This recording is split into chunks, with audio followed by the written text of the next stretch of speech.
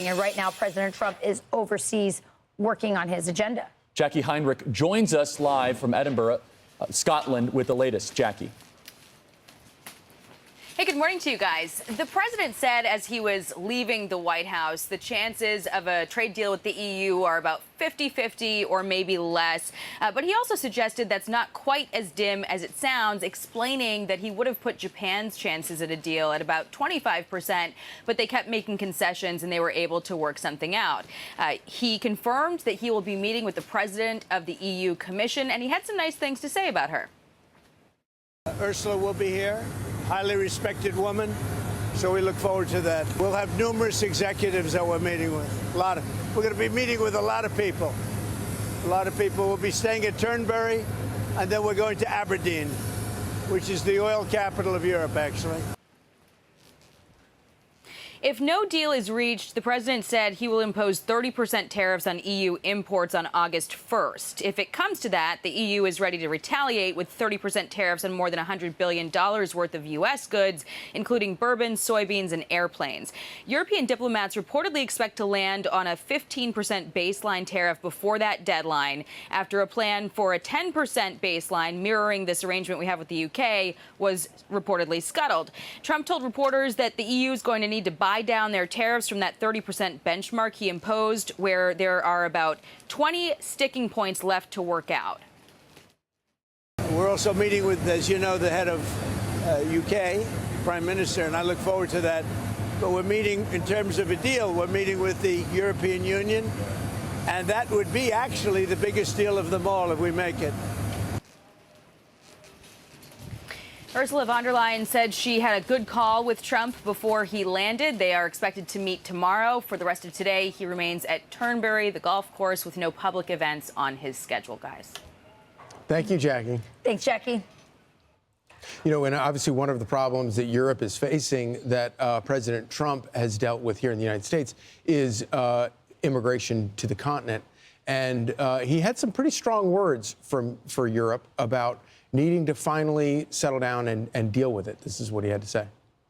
But on immigration, you better get your act together. You're not going to have Europe anymore. You got to get your act together. And we, you know, as you know, last month we had nobody entering our country. Nobody. Shut it down. And we took out a lot of bad people that got there with Biden. Biden was a total stiff. And what he allowed to happen, but you're allowing it to happen to your countries. And you got to stop this horrible invasion that's happening to Europe, many countries in Europe. Some people, some leaders have not let it happen. And they're not getting the proper credit they should. I could name them to you right now, but I'm not going to embarrass the other ones. But stop.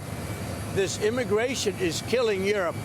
So in one of the president's last trips to Europe, Stephen Miller went with President Trump and came back and told us that one of the things that all of these European leaders came up to ask about was, how did you do this with immigration? How did you seal the border? How did you pull this off in America? And clearly indicating that I think that probably the tide is shifting over there as well, where public sentiment is turning hotly against this idea of open borders. And they're turning against it because, for exactly what you said, they had this idea that we couldn't stop it. And now they're looking at Donald Trump, at President Trump, and what he's done. So I had Santiago Abascal from the Vox Party on Fox Noticias this week, and I asked him about this because they're having terrible problems. We interviewed him about an elderly man who was beat up by an illegal immigrant from Africa in this town. And, you know, this whole country, and especially that region, are up in arms about this. And how do we stop it? And they're looking over at us and they're going, this guy stopped it in 6 months. So I asked him, I said, is this inspiring, you know, Spain? Can you guys? And he was like, yes, what's happening in America is not just, I mean, they knew they had a problem, but now they have proof that you can actually fix it. And the other thing that Europe is missing, the reason why it's been slower is they don't have free speech. When you don't have free speech, you can't talk about this stuff. And so it's so obvious when you go to London or you go to Paris. I think these are fallen cities, unfortunately. Yes. They're husks of their former selves. I mean, going to London, it's just a big museum, and it's not the city or the place it used to be. And it's because of mass unlimited third world migration without assimilation. And that is the key.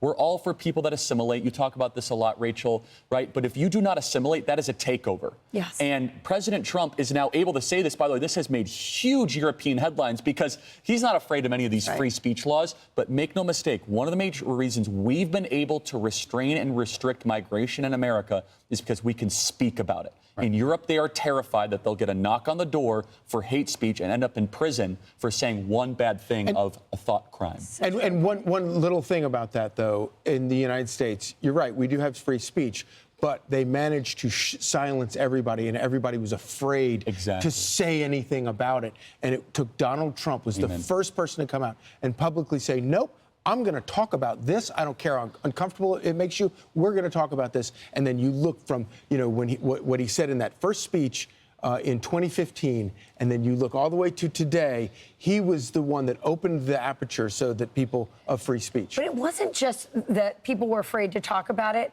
They were paid consultants misinforming politicians about it, saying, Rachel. you will lose Hispanics, you will lose the next election, the brown name of America, all this kind of stuff. And it turns out Hispanics are like, hey, thanks a lot, Donald Trump. When you close the border, we get less crime. Our resources, our hospitals are now going to be for Americans and not for illegals who come across the border.